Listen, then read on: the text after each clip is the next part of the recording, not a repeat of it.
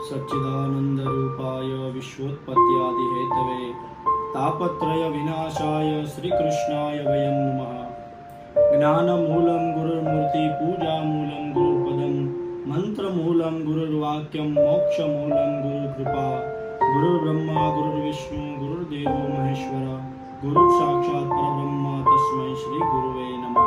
वसुदेवसुतं देवं कंसचाणूरमर्दनं देवकी परमानन्दं कृष्णं वन्दे जगद्गुरुं। श्रीहरिं परमानन्दं उपदेष्टारं ईश्वरं व्यापकं सर्वलोकानां कारणं तन्नमाम्यहम्।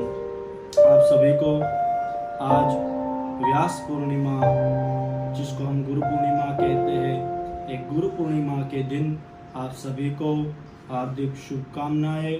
आप सभी के जीवन के अंदर जो भी आपके गुरु हो और गुरु के ज्ञान के माध्यम से आपका जीवन प्रकाशमय हो, प्रकाशित हो। ज्ञान रूपी प्रकाश जो हमारे जीवन को धन्य बनाता है।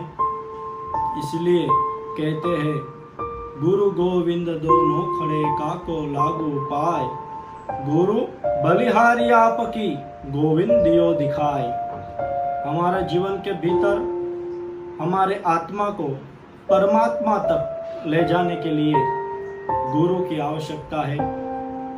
हम हमारे जीवन में ऐसे भी भगवान की भक्ति कर सकते हैं, लेकिन कोई गुरु, कोई सदगुरु हमें मिले और उनके मार्गदर्शन के नीचे हम भगवान की भक्ति करें तो भक्ति सिद्ध हो जाती है।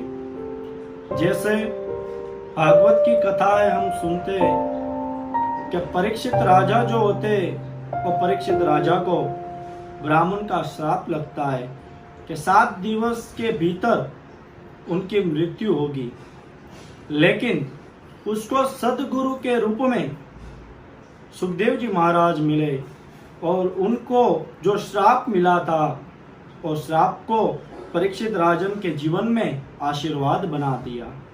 उनको सही 7 दिनों के अंदर उनको सही पहचान करा दिया, उनके आत्मा को परमात्मा तक ले गए।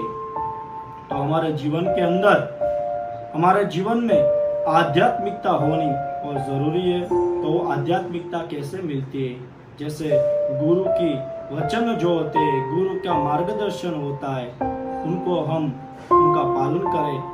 हमारे जीवन में उनका जो मार्गदर्शन है उनका आचरण करें, तभी हमारा जीवन भक्तिमय बनता है, सत्संगमय बनता है, प्रकाशमय बनता है।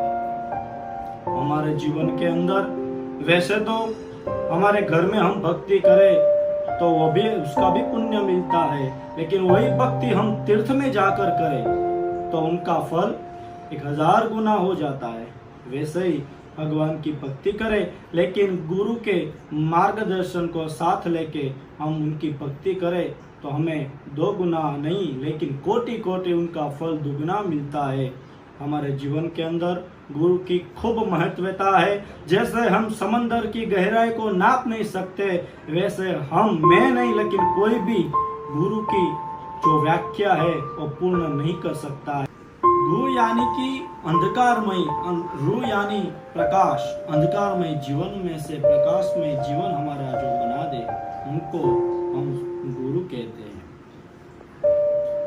गुरु का मतलब ये नहीं है कि वो टॉर्च लेके, प्रकाश लेके हमारे जीवन को प्रकाशित करे, लेकिन वो गुरु जो है वह स्वयं प्रकाश।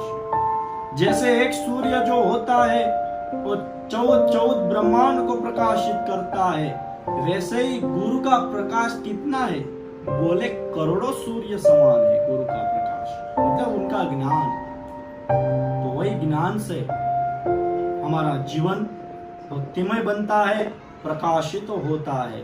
दत्तात्रेय भगवान ने 24 गुरु बनाए थे अपने जीवन में, तो हमारे जीवन में भी एक गुरु होना ही चाहिए। चाहे उसको हम कृष्ण को ही क्यों ना बना ले हमारे गुरु। कृष्णम वंदे जगत गुरुम। कृष्ण भगवान जो है उसने महाभारत के युद्ध के भीतर, वही कुरुक्षेत्र के मैदान में कृष्ण भगवान ने अर्जुन को पूरा गीता जी का ज्ञान दिया।